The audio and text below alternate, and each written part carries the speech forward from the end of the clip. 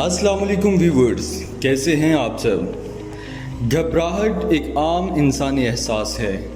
ख़तरात से बचाव, चौकन्ना होने और मसाइल का सामना करने में आम तौर पर खौफ और घबराहट मुफीद साबित होते हैं। ताहम अगर एहसासात शदीद हो जाएं या ज़्यादा अरसे तक रहें तो हमें इन कामों से रोक सकते हैं जो हम रोज़मर्रा ज़िंदगी में करते हैं या करना चाहते हैं। हर वक्त परेशानी का एहसास, दिल की धड़कन का महसूस होना, ज़्यादा पसीना आना, पट्ठों का खिंचाव और पट्ठों में दर्द, तवज्जो मरकूज़ ना कर पाना, चिड़चिड़ापन और नींद के मसाइल घबराहट की आम इलामात हैं। घबराहट से इन इलामात में ज़्यादा इजाफा हो जाता है।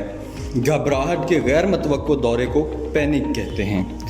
घबराहट का इलाज दो तरीक़ों से किया जाता है, जिनमें पहला तरीका अद्वियात से इलाज है जो कि मरीज़ को चंद हफ्ते खानी पड़ती हैं।